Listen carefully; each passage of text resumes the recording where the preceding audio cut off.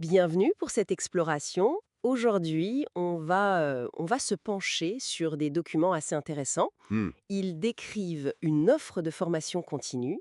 Ça tourne autour du marketing numérique et puis aussi du fameux growth hacking. Ah oui, le service s'appelle la Forge Digitale. Voilà. Alors l'idée, c'est de décortiquer un peu tout ça, D'accord, voir ce que ça propose vraiment, à qui ça pourrait parler, et puis quelles compétences on est censé y acquérir. On regarde ça ensemble, hein. carrément. Et ce qui saute aux yeux dès le départ, je trouve, c'est que ça cherche à répondre à un sentiment très très actuel. Lequel? Celui d'être un peu perdu, dépassé par la vitesse à laquelle le numérique évolue. Les textes, ils le disent texto, hein, submergé par toutes les compétences à maîtriser. Ah oui, je vois. Donc cette forge digitale, elle se positionne un peu comme une solution, une bouée, quoi, pour simplifier cet apprentissage constant. D'accord. Et alors, au cœur de l'offre, il y a une promesse assez forte, non? Oui, Une nouvelle formation chaque semaine, c'est ça? c'est ça, ils insistent beaucoup là-dessus. Et ils présentent ça comme un accès à une valeur assez énorme. Ils parlent de plusieurs milliers d'euros potentiels. Mhm. Et le domaine principal, donc, c'est le growth hacking. Pour ceux qui connaissent pas trop, c'est ces techniques un peu spécifiques pour accélérer la croissance, souvent basées sur des tests rapides, des données.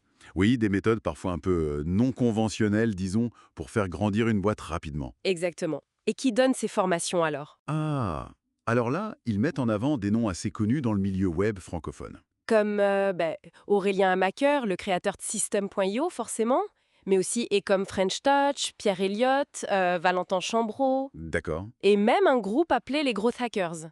Donc l'argument, c'est vous allez avoir accès au savoir des meilleurs, des experts du web. Ok, le gratin, quoi. Voilà. Et ils ajoutent aussi des bonus.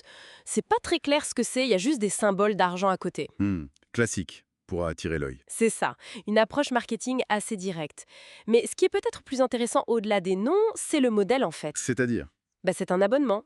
Et ils insistent sans obligation de durée. Ah oui, donc très flexible, exactement.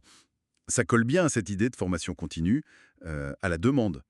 Très différent d'un cours classique où tu commences et tu finis. Ouais, tu payes au mois et tu arrêtes quand tu veux, j'imagine. Voilà, ils disent qu'il suffit d'envoyer un message à une adresse email pour stopper. C'est mis en avant comme un gage de liberté. Malin. Et ils utilisent une métaphore, l'armerie de la forge digitale. L'armerie. Ah ouais. Oui, l'idée c'est que tu te construis ton arsenal de compétences, petit à petit, formation après formation. Ça joue sur ce besoin de se sentir bien équipé. Je vois le genre. Et techniquement, ça tourne sur quoi? Alors les documents le précisent, c'est la plateforme System.io qui est utilisée. Logique, vu qu'Amaxer est dans la boucle. Tout à fait. Ça renforce l'idée d'un écosystème cohérent. L'entité derrière, c'est la Forge Digitale, et c'est apparemment propulsé par Midal. D'accord. Un autre détail mentionné, important pour la transparence, Oui. c'est que certains liens pourraient être des liens d'affiliation. Ok, donc potentiellement une commission pour eux si on achète via ces liens. C'est bon à savoir. Oui, c'est une pratique courante, mais c'est bien de le mentionner. Ça fait partie du modèle économique souvent. Bien sûr. Donc si on essaye de résumer tout ça, Mhm, on a un abonnement mensuel, a priori, sans engagement, c'est ça. qui donne accès chaque semaine à une nouvelle formation. C'est ça. Le tout centré sur le marketing digital, le growth hacking, avec des formateurs connus dans le milieu francophone. Oui, Et c'est hébergé sur System.io. L'objectif global, c'est de simplifier l'accès aux compétences dans ce monde numérique qui bouge tout le temps. C'est assez clair comme proposition. c'est très clair. Et ça cible un besoin précis, celui de ne pas se sentir largué. Mais si on prend un peu de recul, Oui. ça soulève une question intéressante sur l'apprentissage aujourd'hui, non? Quand tu choisis ce type d'abonnement, en fait, tu confies une partie de ton apprentissage à un groupe d'experts bien défini.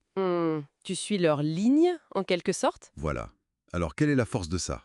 Peut-être une grande cohérence, des trucs très applicables, directs, mais quelle est la limite? Le risque de rester dans une seule bulle de pensée, peut-être? Exactement.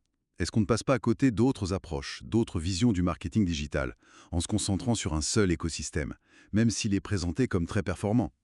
C'est une vraie question sur la curation du savoir, sur la diversité des sources à l'heure actuelle où l'info est partout. Une bonne piste de réflexion pour finir, en effet.